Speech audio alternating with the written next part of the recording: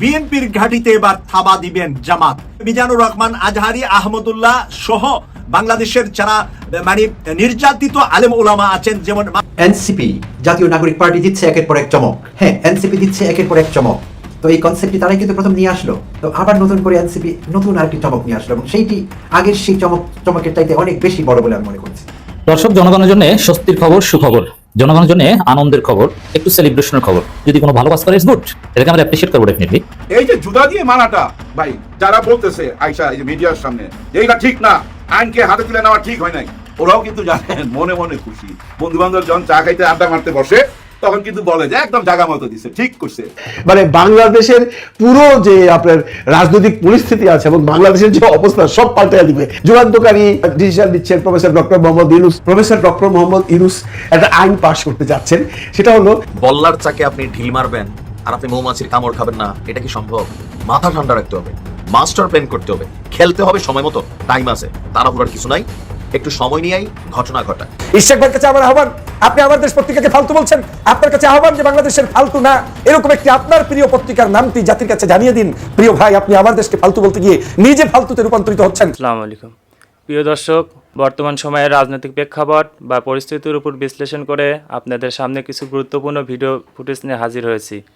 এমনকি দর্শক, আমি আশা করছি যারা ভিডিওটি অন করেছেন তারা সম্পূর্ণ ভিডিওটি মনোযোগ সহকারে দেখবেন, তাহলেই বুঝতে পারবেন ভিডিওর মূল রহস্য বা আসল ঘটনাগুলো।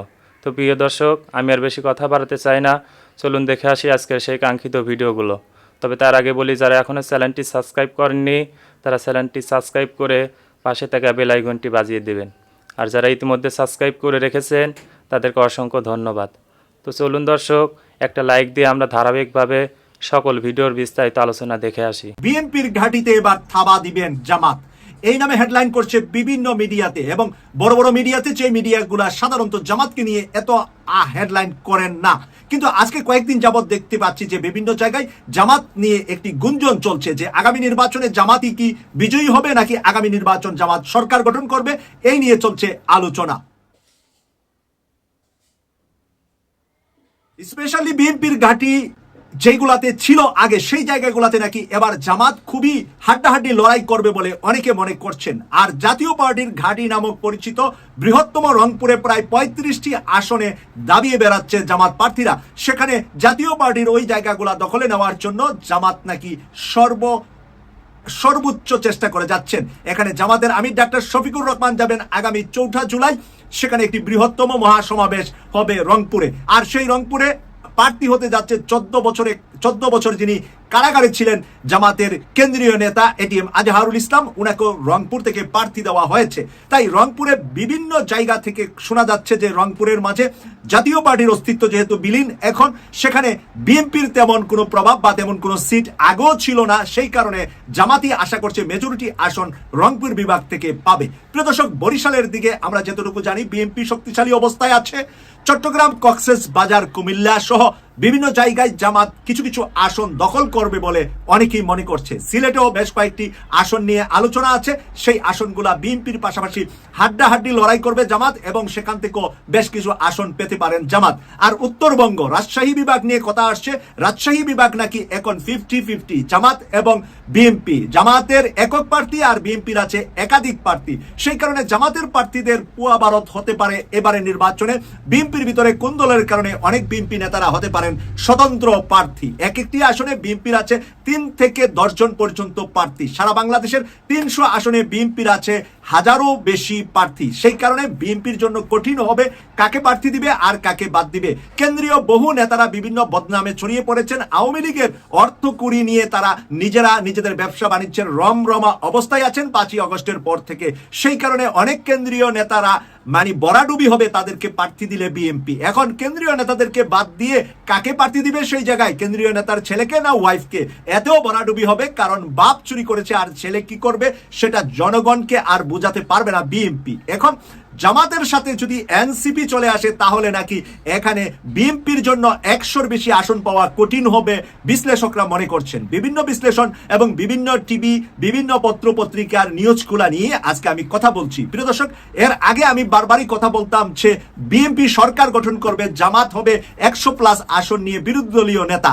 কিন্তু আজকে আমি দেখতে পেলাম যে যতগুলা খবর গত 2-3 দিন যাবত আমি দেখতেছি, 3 দিন যাবত দেখার পরে আজকে আমি ভাবলাম এই বিষয় নিয়ে আমি কিছু কথা বলি। এবং আপনারা যারা আমাদের প্রিয় দর্শক আছেন, আপনারা কিন্তু মন্তব্য করে লিখবেন যে রিয়েলিটিটা আসলে কতটুকু আর কতটুকু নিউজগুলা সঠিক বলে আপনারা মনে করেন। ইশাক ভাইয়ের কাছে আমার আহ্বান, আপনি আমার দেশ পত্রিকাকে ফালতু বলছেন, আপনার কাছে আহ্বান যে বাংলাদেশের ফালতু না এরকম একটি আপনার প্রিয় পত্রিকার নামটি জাতির কাছে জানিয়ে দিন। প্রিয় ভাই, আপনি আমার দেশকে ফালতু বলতে গিয়ে নিজে ফালতুতে রূপান্তরিত হচ্ছেন। আপনি ডক্টর মাহমুদুর রহমানকে ফালতু বানাতে গিয়ে ইশাক হোসেন আপনি ফালতু হয়ে যাচ্ছেন। আপনি কাকে মৌলবাদ শিখাচ্ছেন? মৌলবাদের ধারণাটা আপনার কাছে কি আছে? নতুন রাজনীতিবিদদেরকে দেশপ্রেমিক বানাচ্ছে আমার দেশ। ভারত আমাদের এই দেশটাকে ধ্বংস করছে, আধিপত্যবাদের বিরুদ্ধে কথা বলছে আমার দেশ। ইশাক সাহেব, আপনি চোখের সামনে এভাবে ঝরে যাবেন এটা আমি কামনা করি নাই। আমি আপনাকে ভালোবাসি বিধায় আপনাকে ভুল ধরিয়ে দিচ্ছি। যারা আপনার সামনে গিয়ে স্লোগান দিয়ে দিয়ে বিতর্কিত করছে তারা ভুল করছে। আপনি তো দেশপ্রেমিক হলে আমার দেশের সাথে আপনার সম্পর্ক থাকা উচিত। আপনার তো আমার দেশ পত্রিকা উদ্বোধনের দিনে যাওয়া উচিত ছিল। আপনারা কি গিয়েছেন? কেউ গিয়েছেন কিনা? বিশেষ করে আপনি ঢাকাতে থাকেন, আপনি গিয়েছেন, বহু সভা সমাবেশে যাচ্ছেন, বহু দালালদের সাথে ছবি তুলছেন। আমার দেশের মাহমুদুর রহমানের সাথে একটি ছবি তোলার দুঃসাহস হয়নি, কারণ এই ছবিটা আপনার তোলার মতো সেই বর্তমানে হিম্মত নেই। ভেবেছেন আপনি কার বিরুদ্ধে কলম ধরেছেন? ভেবেছেন আপনি কোথায় লেখালেখি করছেন? আপনি ধ্বংস হওয়ার জন্য নিজেকে এই পথে নিয়ে যাচ্ছেন। আপনার এই অনৈতিক আন্দোলনকে জনগণ কোনোদিন মেনে নেয়নি, নেবে না। আপনার নৈতিক আন্দোলনের প্রতি জনগণের সমর্থন ছিল এবং থাকবে। যে মানুষ প্রায় 56,000 মানুষ আপনার এখানে লাইক, কমেন্টস, আপনার কি বলে রিয়াক্ট দিয়েছে, তার মধ্যে হাহা দিয়েছে 40,000 মানুষ। 40,000 মানুষ আপনার এটা ব্যথিত হয়েছে, হাহা দিয়েছে। তারপরে আপনি নিশ্চিত হলেন যে এখন আপনার এই লেখাটাকে পছন্দ করেছে, করে নাই। আমার দেশ পত্রিকাকে একটি ফালতু পত্রিকা হিসেবে আখ্যায়িত করেছেন ইশরাক হোসেন। জনগণের এখন প্রশ্ন, ইশরাক হোসেন ফালতু না আমার দেশ পত্রিকা ফালতু? আজকের এই ইশরাক হোসেন তখনই বক্তব্য দিচ্ছেন যখন এই আমার দেশ পত্রিকাটি দীর্ঘ 16 বছর পর্যন্ত জুলুম অত্যাচারের মধ্যে থাকার পরে নতুন করে আবার বাংলাদেশে এই দ্বিতীয় যে বিপ্লব হয়েছে, জুলাই বিপ্লবের পরে প্রতিষ্ঠিত হয়েছে এবং জনগণ অন্তত একটি স্বাধীন পত্রিকা তাদের সামনে দেখতে পেয়েছে। সেই সময় আমার দেশ পত্রিকাটি হয়ে গিয়েছে ইশরাক হোসেনের কাছে অত্যন্ত ফালতু একটি পত্রিকা, আর অন্য সকল বিতর্কিত পত্রপত্রিকা হয়ে গিয়েছে ইশরাক হোসেনের কাছে খুব পছন্দের পত্রিকা। এখান থেকেই অনুমান করা যায় যে আসলে কালের বিবর্তনে কারা কারা দেশপ্রেমিকের জায়গা থেকে আজকের দেশদ্রোহী হওয়ার পথে রওনা করেছে, কারা কারা দেশের মধ্যে থেকে দেশপ্রেমিকের পরিবর্তে দালাল হওয়ার পথে রওনা দিয়েছে, সেটা এই সকল বক্তব্য দেখলেই মনে হয়। আপনারা নিশ্চয়ই জানেন বাংলাদেশের এই সময়ে সবচেয়ে জনপ্রিয় ব্যক্তি এবং জনপ্রিয় পত্রিকা, যারা সংবাদ জগতের জন্য সবচেয়ে ভালো নিউজ কভার করছেন, সেটা হচ্ছে ডক্টর মাহমুদুর রহমানের নেতৃত্বে আমার দেশ পত্রিকা। আজ এই মাহমুদুর রহমানকে যখন জুলুম করেছে, অত্যাচার করেছে, জেল খেটেছে, এবং সেই সময় আপনারা জানেন যে আওয়ামী লীগ সরকারের তত্ত্বাবধানে তার উপরে কুষ্টিয়াতে হামলা করা হয়েছিল পর্যন্ত, তারপরেও মাহমুদুর রহমান দমে যায়নি। যখন শেখ হাসিনার আশেপাশে সব সংবাদপত্রের জগতের লোকগুলো এসে ঘুরঘুর করত, তখন মাহমুদুর রহমান এককভাবে শেখ হাসিনার বিরুদ্ধে কলম ধরেছেন, লিখেছেন, লড়াই করেছেন এবং জীবনের শেষ প্রান্তে এসেও সেই কাজটি করেছেন। 5ই আগস্টের পরে মাহমুদুর রহমান বাংলাদেশে এসে তিনি প্রথমেই বলেছেন যে তিনি কোনো ক্ষমতা, তিনি কোনো নির্বাচন, তিনি আগামীতে কোনো স্বপ্ন, এগুলো নিয়ে আগাচ্ছেন না। একটাই স্বপ্ন, আমার দেশ পত্রিকাটাই হচ্ছে তার জীবনের শেষ ইনিংস। তাহলে তার স্বার্থটা কোথায়? তিনি তো কাউকে উত্থান কিংবা পতনের জন্য কাজ করছেন না, বরং মাতৃভূমি রক্ষার জন্য তার আন্দোলন। সেই মাহমুদুর রহমানের পত্রিকা আমার দেশ পত্রিকাকে ইশরাক হোসেন আপনি একজন বর্তমান প্রজন্মের নেতা হয়ে ফালতু আখ্যায়িত করে আবার ফেসবুকে পোস্ট করবেন, এটা চরমভাবে বাংলাদেশের জনগণকে ব্যথিত যেমন করেছে, আপনার রাজনৈতিক অঙ্গনেও দেউলিয়া শুরু করে দিয়েছে। আপনি যে পোস্টের মাধ্যমে কতগুলো প্রশ্ন তুলেছেন এখানে, এমনভাবে আপনি লিখেছেন মনে হয় যেন আমার দেশ পত্রিকাটি আপনাকে শেষ করে ফেলেছে। আপনি ভুল করলে আপনাকে স্মরণ করিয়ে দিবে পত্রপত্রিকা, আমি ভুল করলে আমার বিরুদ্ধে রিপোর্ট করবে পত্রপত্রিকা, কিচ্ছু যায় আসে না। পত্রিকার কাজ পত্রিকা করবে, আপনার কাজ আপনি করবেন। কিন্তু আপনি এটাকে এভাবে থ্রেট দিয়ে দমিয়ে রাখতে পারেন না। তার মানে প্রমাণ হয় আজ যদি এই অবস্থা হয়, তাহলে আগামীকাল আপনার দৌরাত্ম্য যত বাড়বে তত এই পত্রিকার উপরে কতটা হিংসুটে হবেন সেটা আপনি প্রকাশ করে গিয়েলেন। দর্শক, জনগণের জন্য স্বস্তির খবর, সুখবর, জনগণের জন্য আনন্দের খবর, একটু সেলিব্রেশনের খবর।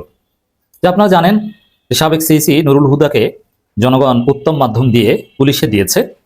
তো পুলিশ কিন্তু গ্রেপ্তার করেছে, যদিও স্বরাষ্ট্র উপদেষ্টা বলেছেন যে এই মব কাম্য নয়, আইন নিজের হাতে তুলে নেবেন না, কিন্তু জনগণ পুলিশের হাতে তুলে নিয়েছে। এখন পুলিশ 10 দিনের রিমান্ডে নিতে চায়।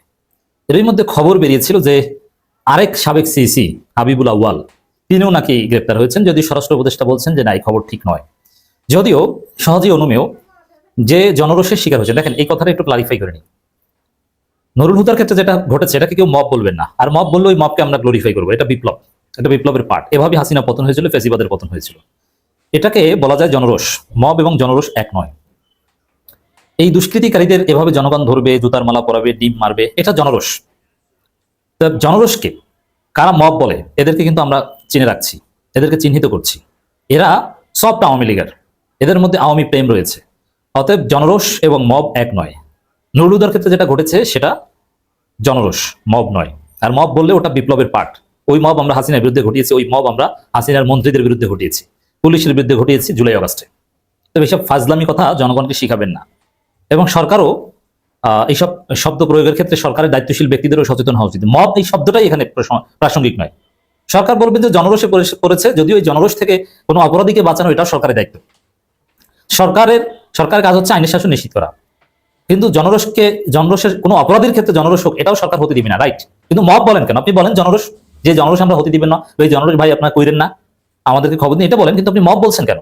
এই মব শব্দটা কার আবিষ্কার? এটা আওয়ামী আবিষ্কার, এটা ওয়াকারের আবিষ্কার।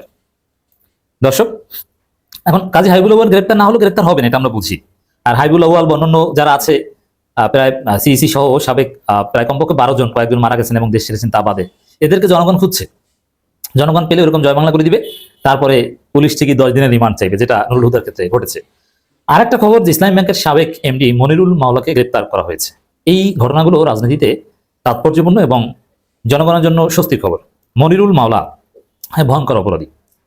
এই মনিরুল মাওলা এমডি থাকা অবস্থায় শত শত কোটি টাকা, হাজার কোটি টাকা ইসলামী ব্যাংক থেকে তসরুপ হয়েছে। ইসলামী ব্যাংকটাকে ধ্বংস করে দিয়েছেন। এখন অনেকে বলবেন যে এই মনিরুল মাওলা কে? একটু দেখেন, কি সুন্দর চেহারা, পিওর জামাতি চেহারা। এবং মনিরুল মাওলা কথায় কথায় কোরআন হাদিসের উদ্ধৃতি দিয়ে কথা বলতেন। এবং একটা সময় পর্যন্ত জামাতের আলেম ওলামারাও দেখেছি মনিরুল মাওলার দাওয়াতে যেতেন। এবং তিনি একসময় জামাতের লোক ছিলেন। এই মনিরুল মাওলা জামাত পরেই তিনি কোরআন হাদিস শিখেছেন, জামাত ইসলামী করে। সেই মনিরুল মাওলাকে সিস্টেমে সরকার বা তৎকালীন আওয়ামী লীগ, সালম, নাবিল গ্রুপেরা ম্যানেজ করে তার মাধ্যমে কোটি কোটি টাকা, হাজার কোটি টাকা, শত কোটি টাকা হাতিয়ে নিয়েছে। মনিরুল মাওলা দেখেন, অনেকে যারা চাকরি করতো just senior officer, professional officer কিংবা অফিসার ক্যাশ বা নানান পদে, প্রিন্সিপাল অফিসার, ম্যানেজার, এরা হয়তোবা বাধ্য হয়ে চাকরি করেছে বলা যায়। কিন্তু এমডি তার উচিত ছিল চাকরি ছেড়ে চলে যাওয়া, অথবা ভিতরে থেকে যতটুকু প্রতিবাদ করা যায় তিনি মিডিয়াকে জানিয়ে দিতে পারতেন। নানানভাবে এরকম কোটি কোটি টাকা নামে বেনামে ঋণ দিয়েছে, এটা ফেরাতে পারতেন। অতএব তার দায় এড়াতে পারে না তিনি। এবং তাকে পছন্দ করে কেন এমডি বানিয়েছিল এসালাম গ্রুপ? এসালাম গ্রুপের পারপাস সার্ভ করতে তিনি রাজি হয়েছেন বলে, নইলে তাকে এমডি বানাতো না। আর কত অফিসার ছিল, অন্য কাউকে এমডি বানিয়েছে, কিন্তু তাকে কেন বানিয়েছে? তার সাথে চুক্তি হয়েছে। অতএব তার গ্রেপ্তারটা শতভাগ ঠিক। জামাতের অনেকে দেখছে আক্ষেপ করছে, না তার তো কিছু করার ছিল না, তিনি ভালো মানুষ, কথায় কথায় কোরআন হাদিস বলেন, এটি হচ্ছে বাটপারি। এই গ্রেপ্তার এবং ওই নুরুল হুদা, এগুলো সরকার নড়ে চড়ে বসার একটা আলামত। বিশেষ করে দেখেন, এই নুরুল হুদাকে জনগণ পুলিশে দিয়েছে, কিন্তু এর প্রেক্ষাপটটা তৈরি করেছে প্রফেসর ইউনূস নিজে। কিভাবে? তিনি নিজে সাবেক 3 নির্বাচন কমিশনের বিরুদ্ধে তদন্ত কমিটি গঠন করেছেন ইউনূস নিজে। এরপরে বিএনপি মামলা করেছে, এরপরে এই জনরোষ। অতএব এটার ভিত্তিপ্রস্তর স্থাপন করেছেন বা প্রেক্ষাপট তৈরি করেছেন প্রফেসর ইউনূস নিজে। এই নুরুল হুদার যে ঘটনা, অথবা হাবিবুল আউয়াল বা অন্য যারা আছে তাদেরকে যে ধরবে, এই প্রেক্ষাপটটা প্রথমে ইউনূসই তৈরি করেছেন। ইউনূস সাহেব ওই তদন্ত কমিটি গঠন না করলে বিএনপি মামলা করতে যেত না, আর বিএনপির লোকজন নুরুল হুদাকে ধরতো না, আর এই জনরোষও ঘটতো না। তো দর্শক, হাবিবুল আউয়াল গ্রেপ্তার খবর সঠিক নয়, এটা স্বরাষ্ট্র উপদেষ্টা বলছেন। সঠিক না হলেও সামনে সঠিক হবে। জনগণ খুঁজছে, জনগণ খুঁজবে। এনসিপি জাতীয় নাগরিক পার্টি দিচ্ছে একের পর এক চমক। হ্যাঁ, এনসিপি দিচ্ছে একের পর এক চমক। খুব বেশি দিন আগের কথা নয়, তারা প্রথম ক্রাউড ফান্ডিং একটি কনসেপ্ট রাজনীতির মাঠে ছেড়ে দিলেন। আমি আশা করছি সম্পূর্ণ ভিডিওগুলো মনোযোগ সহকারে দেখেছেন। সেই সাথে ভিডিওর কোনো তথ্য বা মতামত থাকলে কমেন্ট বক্সে জানিয়ে যাবেন। আজকের মতন এখানে শেষ করছি। ফিরে আসছি আগামী দিনে অন্য কোনো টপিকস নিয়ে। সে পর্যন্ত ভালো থাকবেন। আল্লাহ হাফেজ।